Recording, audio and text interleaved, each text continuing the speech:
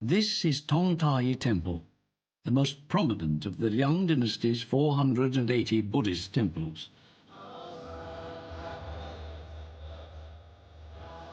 It housed several thousand monks.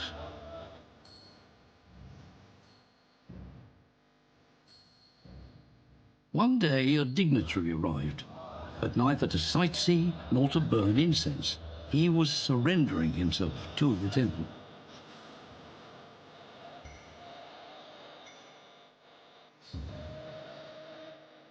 This man was Xiao Yan, Emperor Wu of Liang, who ruled for almost 50 years. He surrendered himself to the temple 4 times, on each of which his officials had to ransom him with large sums. These totaled 400 million taels. But how did the emperor, a man strongly disposed to surrender himself to a Buddhist temple, manage to rule for so long over the state of Liang?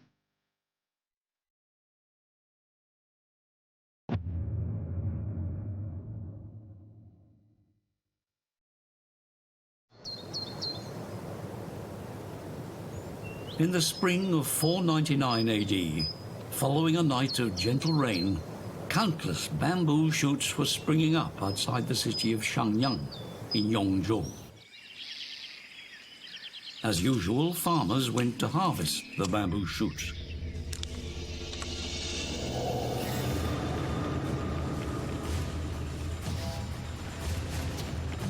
However, soldiers also sprang up. They appeared well-trained, and they were not looking for bamboo shoots. This put the farmers somewhat more at ease.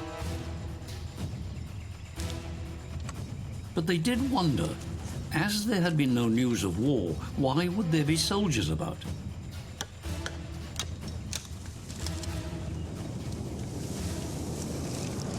Indeed, the soldiers were equally perplexed. All they knew was that they had orders to come and fell bamboo, although it was not the right season to do this. As for what the bamboo was for, they had no idea. The soldiers were also ordered to cut down trees, carry the logs down the mountain, and throw them into a deep lake.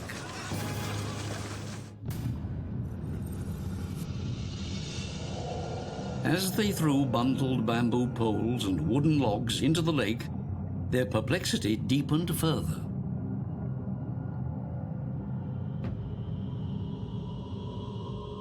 The ripples dispersed, leaving no trace, just as the man who issued the order had expected. This man was Xiao Yan, governor of Yongzhou, who later became Emperor Wu of Liang.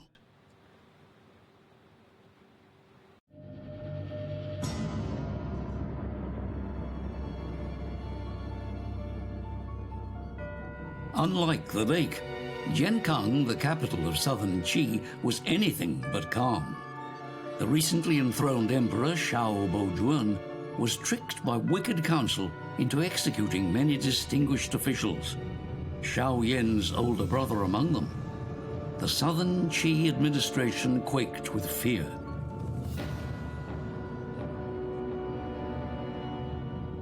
Yongzhou was far from Jiankang, but as a distinguished veteran official himself, Xiao Yan sensed looming danger. The capital of Yongzhou, Shangyang, occupied a key strategic location. Shao Bozhuan had long wanted to replace Xiao Yan with his own man.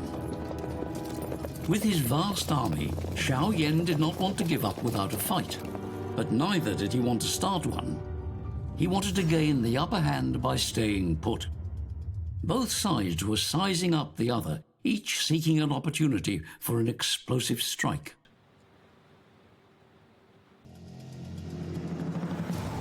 Predictably, the impatient Shao Bozhuan soon sent troops to attack Yongzhou.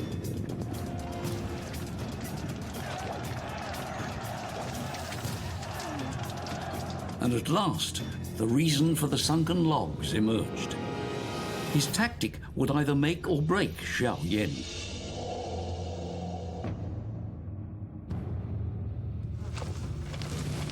Xiao Yan prepared a counterattack, ordering soldiers to retrieve the logs that had been sunk a year before. He had several thousand workers labor day and night to modify into combat vessels 3,000 boats that he had kept on standby. Xiao Yan led a large host to attack Xiao Bozhuan. 10,000 newly recruited infantry, 1,000 cavalry, and the battle vessels all advanced eastward to Jiankang.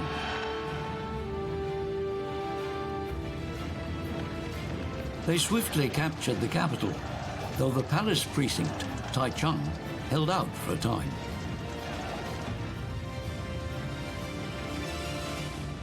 深谋远虑嘛，法主沉木那就是深谋远虑，对吧？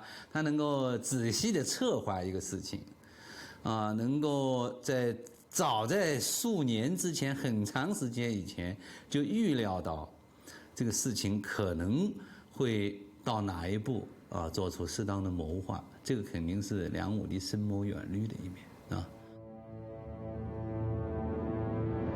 In 501, Xiao Bozhuan was assassinated, and his younger brother Xiao Borong made emperor of southern Qi.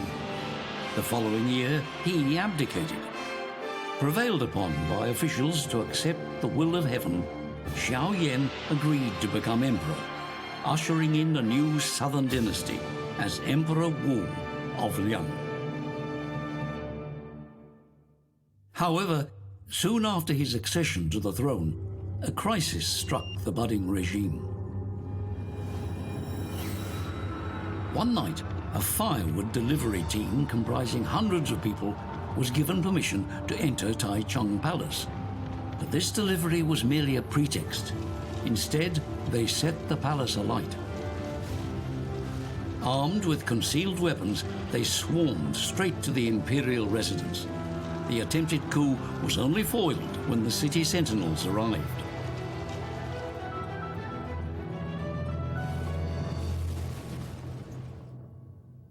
政权交替啊，新朝建立，旧朝那个倒台，这都是一种常态。在这种变换当中呢，很多人就是没有什么忠的观念，对这个反而呢对这个政权更替进行推波助澜。Since the final years of Eastern Han at the start of the 3rd century AD, scores of regimes had arisen. Many came to power through usurpation, and within each dynasty, some rulers inherited the throne by illegitimate means. Coups and insurrections drove wedges between brothers, fathers, and sons, leaving the once esteemed Confucian values of loyalty and filial piety in tatters. Between 420 and 502, the quest for power among the imperial clansmen of the Liao Song and southern Qi dynasties had descended into slaughter. During these 82 years, when 64 peers fell victim to infighting, filial piety and brotherly affection were smeared with royal blood. 一个人的忠义观，一个人的基本的原则，一个社会应该崇尚的一些最基本的品格，都遭到了挑战。在经常的践踏过程当中，它原有的价值无法凸显。那么，梁武帝登台之初，这个社会就处在这样的一种动荡和混乱之中。Such turmoil and the decline of Confucianism turned the people towards Buddhism. During the Eastern Jin, between 317 and 420 AD, Buddhism had become widespread in China. The 20,000 Buddhist monks and nuns of this period increased to more than 30,000 during the Liao Song and Southern Qi dynasties, and more than doubled to around 80,000 in the Liang dynasty. 北方地区当时佛教已经非常兴盛了，因为北方地区经过太武帝灭佛以后，快到了梁武帝的时候，那就是已经是北魏后期，那真是北方佛教发展到顶峰的时期。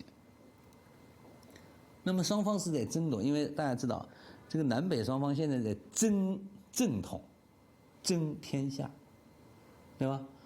他们那儿那么崇尚佛教，那么去宣扬佛教的光明，佛教对于人间的救赎啊，对于很多信众是有吸引力的。我这儿要是一打压，那不如把人口都赶到北方去了。所以有很多因素导致梁武帝来崇尚佛教。当然，作为一个皇帝，他未免也要利用佛教，这两个都是真实的。他的利用是真实的，他的崇尚也是真实的。 Soon after coming to power, Emperor Wu of Liang ordered the construction of many temples. Two were particularly remarkable, though not for their splendor and magnificence alone. They stood out because Emperor Wu had them built to honor his parents. Dedicated to his father, Da Jing Temple, or the Temple of Great Love, was virtually celestial in conception. 3.5 kilometers separated the front gate from the central hall. 36 residences housed some 1,000 monks. Da Jadu Temple, or the Temple of Perfect Wisdom, was dedicated to his mother. It boasted a 7-story pagoda and buildings connected by hallways. 500 nuns chanted scriptures here all year round. Emperor Wu hosted grand Buddhist rituals for his parents. He attended in person to offer homage on the 1st and 15th of every month. Such acts of filial piety moved his officials and stunned his people.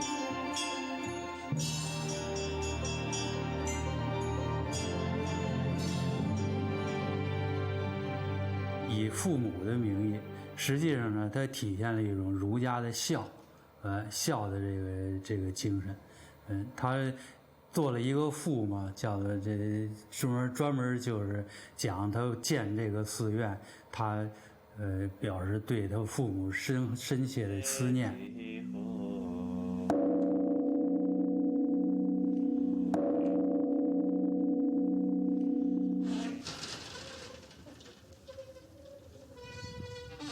By building these temples, Emperor Wu was cloaking Confucianism in Buddhism. At the Qi Sha Temple, the cradle of Eastern Asian Buddhism, he delved more deeply into its true essence. The 8th day of the 4th lunar month is the birthday of the Buddha. On that day, in the 3rd year of his reign, 504, before the great statue of the Enlightened One, he issued an edict in which he renounced his former devotion to Lao Tzu and called on courtiers, aristocrats, and royal clansmen to reside in the true teachings with him and devote themselves to Buddhism, effectively making it seem the state religion. However, Emperor Wu was mindful that his ultimate aim was not to turn Liang into a Buddhist state. This was a prelude to his other great cause, to revive Confucianism. That year's spring breezes brought heartwarming news to Jiankang. Emperor Wu would set up a Confucian Classics Institute, specifically for poor students. Their board would be provided for, and upon passing the civil service examination, they would be appointed to government posts. The establishment of Wu Jingguang, the Institute of the 5 Classics, suddenly opened the door to students from literate but lower-class families. Within a few days, each school had enrolled several hundred students. At the Emperor's Wu Jingguan, the 5 Confucian classics were taught. A preeminent Confucian scholar headed each school, which was dedicated to one of the classic texts. Soon, many other such Confucian schools were founded in prefectures throughout Liang.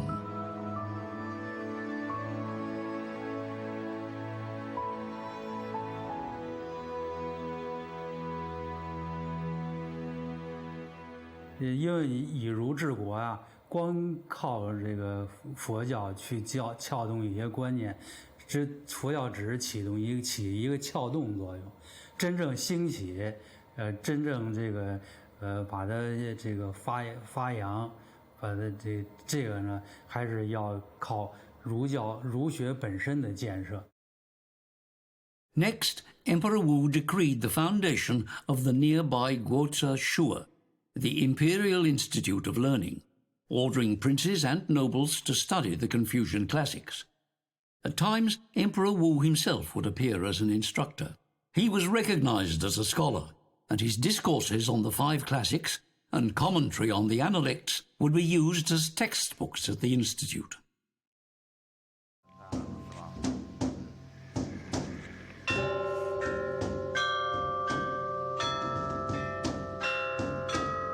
Emperor Wu's Confucianist rule revolved around the application of the ancient system of rites and etiquette. However, this system did not fully integrate the rites with governance and administration.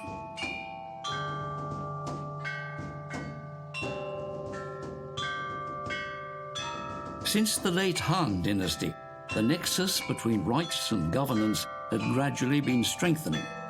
The original system of rites were being recategorized together with several key ceremonies. A revised system of 5 rites was in the making. Often translated simply as rites, the Chinese word li is multifaceted. Depending on context, the meaning of li may range from good manners or propriety to ceremony or ritual. Li also referred to ancient court rites held to sustain social order and cosmic harmony. 在以前呀，礼是修身的，比较强调修身、个人修养。到魏南北朝呢，就这个治国的这一方面强调的就比较重。Direct experience of dynastic change and the struggle for power brought home to Emperor Wu the importance of li. He wanted to re-establish the authority of the system of rites. Not long after coming to power, Emperor Wu formed an elite task force. It was charged with formulating a system of rites that would serve as the eternal benchmark. This extraordinarily high standard was unprecedented. The task force was to report directly to the emperor. 所以南朝的这个五礼之学，主要是为这5种礼呢做遗注，就是把各种具体的礼啊和这个生活中需要用到的一些具体的这个仪式啊，一些规则啊，把它联系起来，把它具体化。Although challenges arose, nothing would prevent Emperor Wu from completing his signal project. Headed by the emperor himself, the task force scoured through the classics, consulted with scholars of the rites, and gathered examples from daily life. Some 11 years of toil finally formalized the system of the 5 rites in 1,176 volumes, containing 8,019 clauses. The system covered 5 categories of rites: those of worship, death and catastrophes, military activities, receiving guests, and festivities. It now encompassed every aspect of life on the national, social, and individual levels.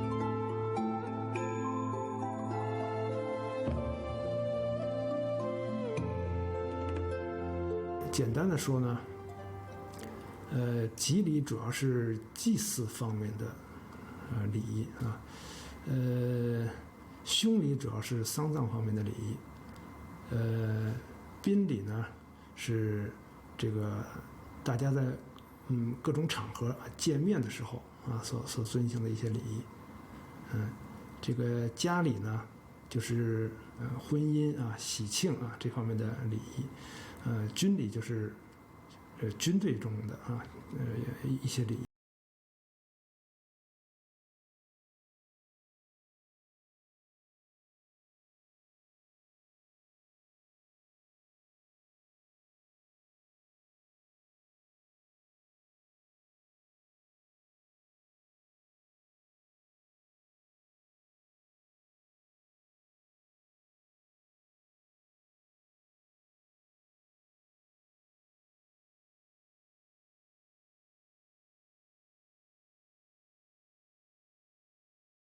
核心内容呢是历史上常常讲的叫做3句境界。所谓3句境界就3个方面，三个方面。第一个就是一定要遵守戒律第二个呢，就是要做善事。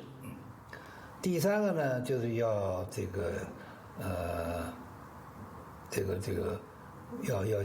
要一切都为了众生。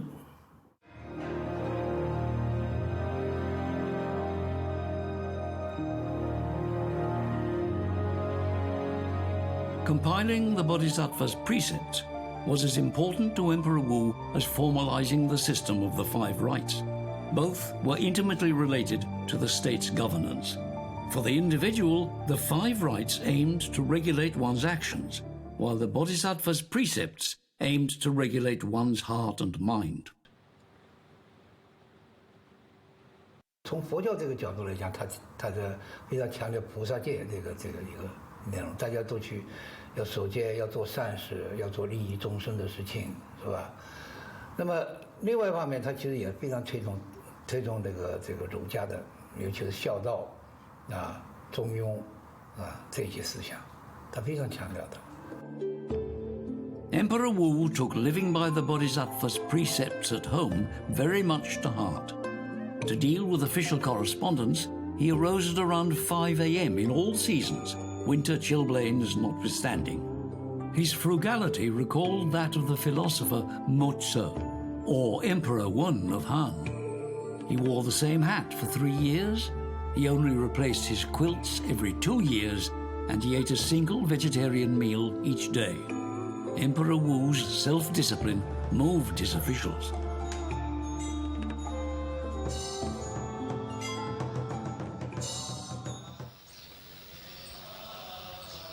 These days, the diet of Han Chinese monks includes no meat. This can be traced back more than 1,500 years to Emperor Wu's advocacy of a vegetarian diet.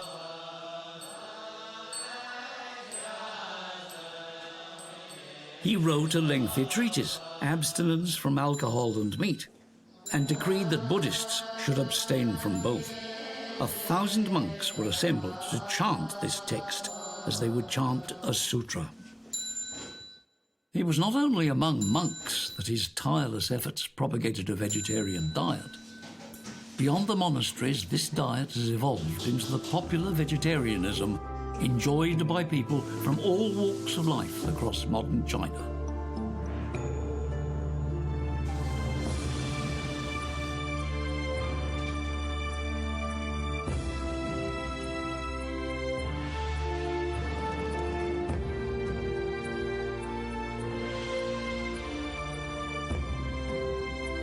The emperor's personal example speeded work on the Bodhisattva's precepts, which was completed in only 7 years. In the same year, 519, on the 8th day of the 4th lunar month, the birthday of Shakyamuni, the Buddha, Emperor Wu took the Bodhisattva vow and was granted the Dharma name Guanda. He declared an amnesty and also gained the epithet of the Bodhisattva Emperor. 梁武帝，推广菩萨戒，就是要让社会各阶层，遵守佛教的戒律，不做恶事，做善事，这当然就能起到稳定社会的作用。A Buddhist scholar of the day, Xiao Chun, commented that Emperor Wu aimed to glorify Buddhist precepts, encourage Confucian rites, and foster Confucian devotion, greater discernment, and the awareness of filial duties.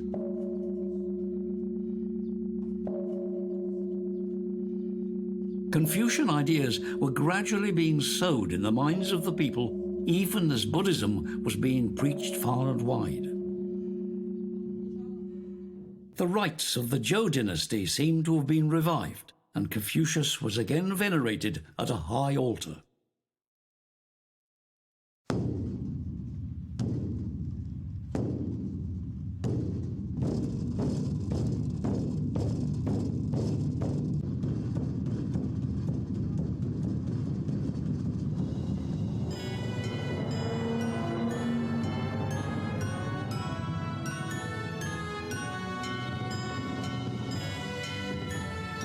Emperor Gaozu of Han had initiated the practice of paying homage to Confucius at the altar. Successive Han emperors had followed his example, but as the Han dynasty declined in its tumultuous twilight years, the values of loyalty and filial piety became diminished in people's minds, and the worship of Confucius waned accordingly. But in order to harness Confucianism to effective imperial rule, Emperor Wu reinvigorated the public veneration of Confucius. He officiated at the annual ceremonies held at the Imperial Institute of Learning. The emperor was equally devoted to promoting the arts and culture. His dynasty saw the creation of masterpieces such as selections of refined literature, new songs from the Jade Terrace, the literary mind and the carving of dragons, and the anthology of poetry. Such a literary cornucopia was unheard of since the time of Western Han, almost 3 centuries earlier.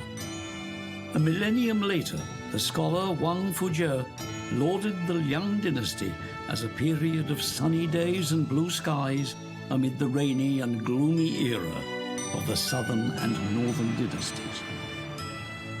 这个几大名著，像什么《文心雕龙》啊、《诗品》呀、《文选》呀，都是在梁朝出现的。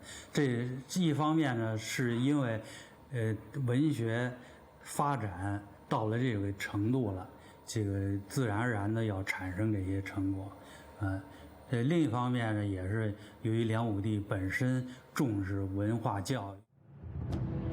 The southern Qing Dynasty began in the mid-6th century with 600,000 households.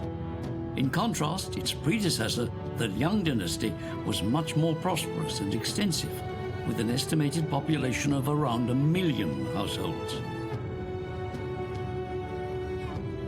A prosperous population brought with it a flourishing economy. The lights on Xinhai River in Jiankang were as brilliant then as they are now in modern Nanjing. Historical records indicate that more than 100 marketplaces of various sizes dotted the riverbanks. A pontoon bridge provided essential access for merchants from both sides and brought renown to this branch of the Yangtze River. As well as Jiankang, Wu and Kuiji also became tremendously prosperous.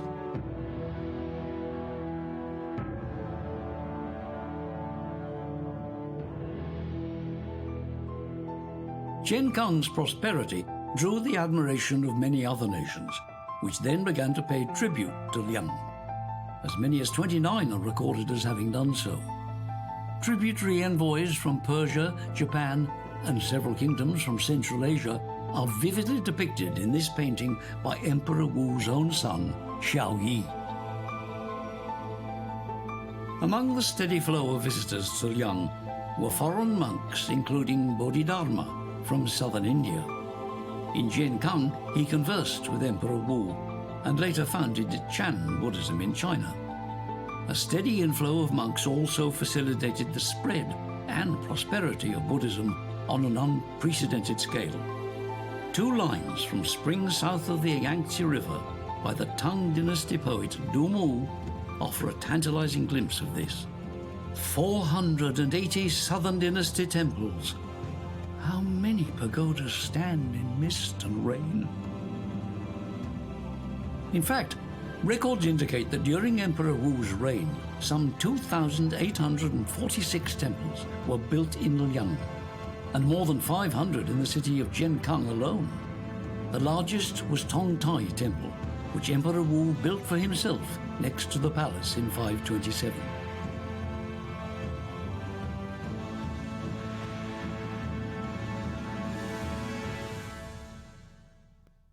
According to the documentation of temples from the southern dynasties, Tongtai Temple had a 9-story pagoda, 6 great halls, and a dozen or so small halls and rooms.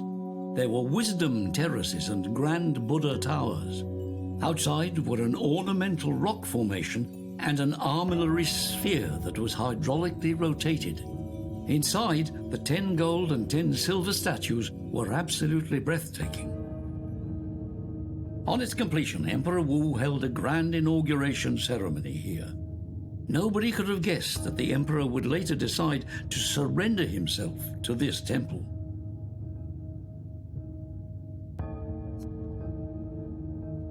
"僧人是出家人，舍身并不是出家，是把自己捐献给寺庙，为寺院服务，做一些杂役。"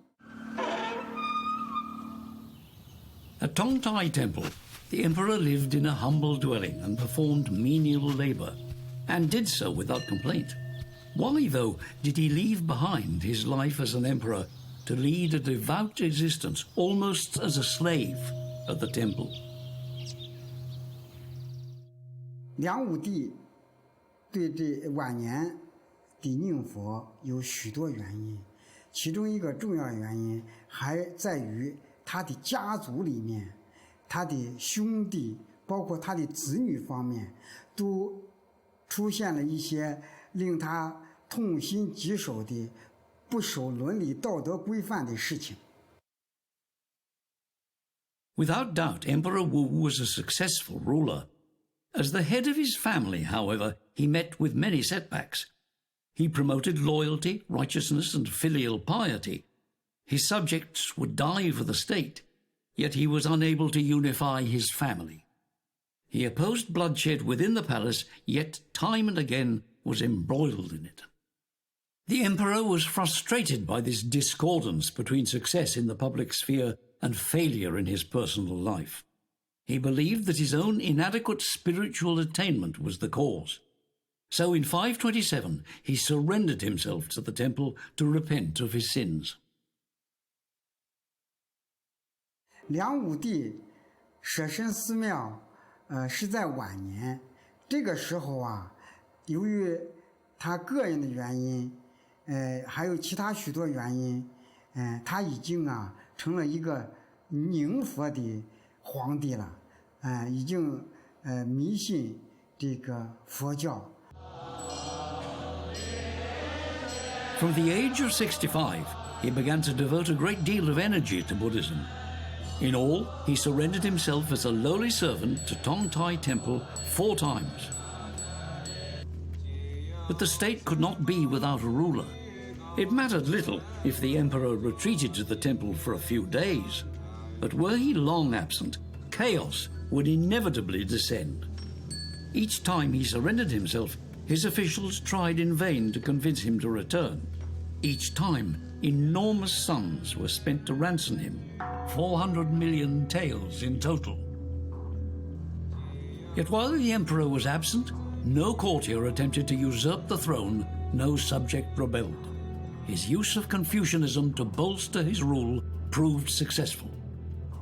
Although occupied with menial work at the temple, the emperor often had no choice but to deal with official correspondence. China's history had never presented such a strange scene. Emperor Wu of Liang had, in a quite literal sense, become the Bodhisattva emperor.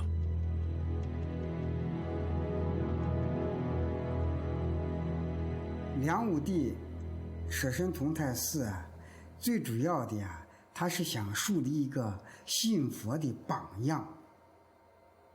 他认为自己舍身寺庙就是虔诚信仰佛教的一个标志。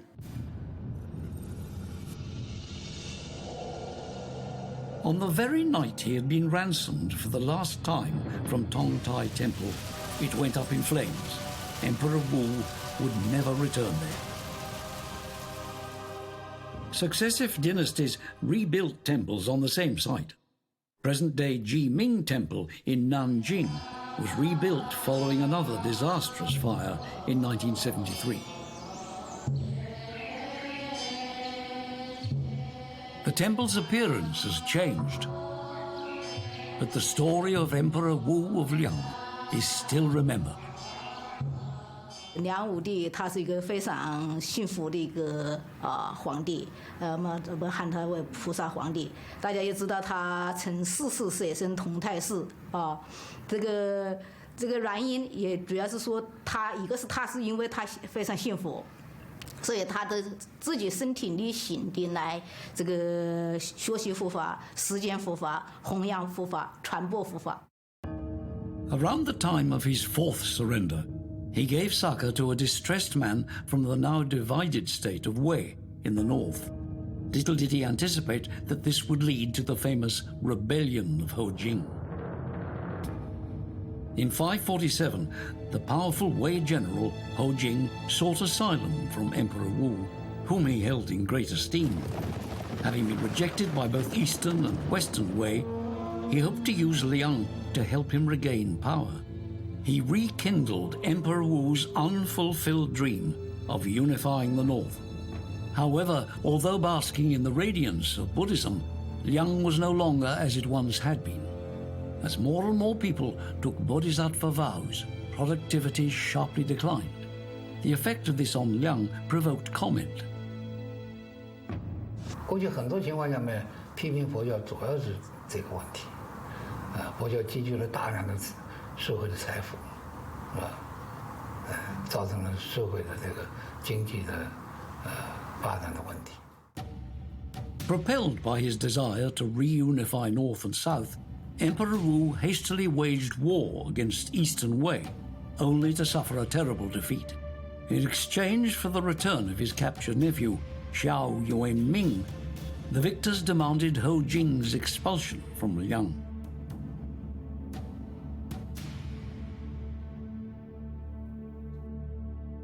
这个东魏采取这个策略啊，想达到这么个目的，或者呢是借南梁这个之手去消灭侯景，或者呢是借侯景之手呢削弱南梁。 Liang court officials and Ho Jing himself tried repeatedly to dissuade the emperor, but family feelings moved him to succumb. Ho Jing promptly rebelled, his forces swiftly entering Jiankang. Emperor Wu was now in the same plight as Xiao Bozhuan of southern Qi, whom he had besieged decades earlier. Although Emperor Wu kept his own head, a number of officials, even some who had previously opposed the decisions he had taken, martyred themselves in the face of Ho Jing's insurgent forces. Such loyalty was a telling sign of the success of Emperor Wu's Confucianist philosophy of governance.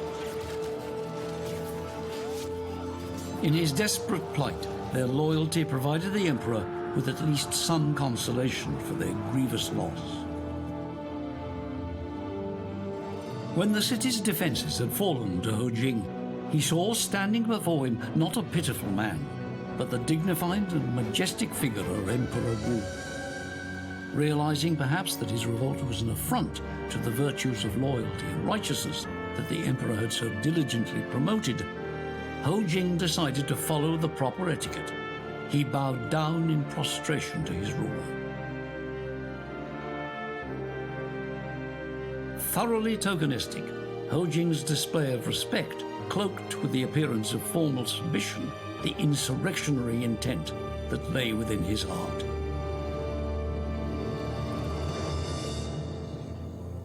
Ho Jing neither executed the emperor nor usurped the throne. Instead, he made the octogenarian monarch a prisoner in his own palace.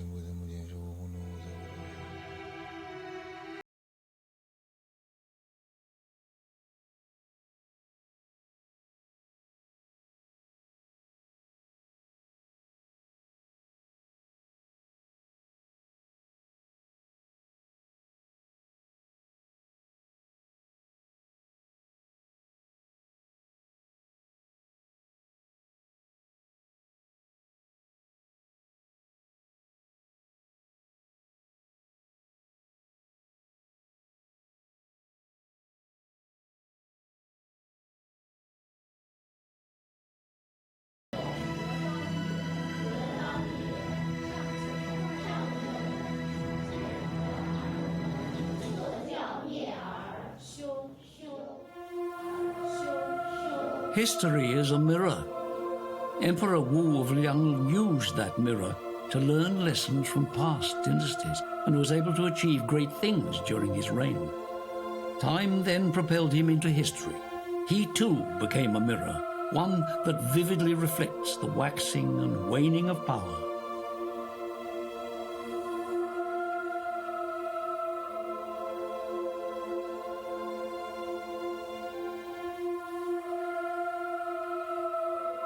Our legacy is judged by those who come after us. Emperor Wu had no way of knowing what his legacy would be, but he surely recalled the many successes of his long and eventful life.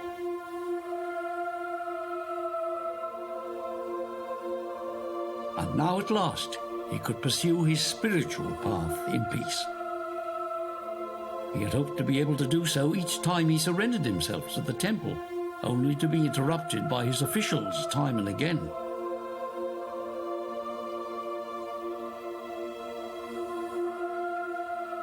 His beloved Tongtai temple was no more. He could now only seek ultimate peace within his palace.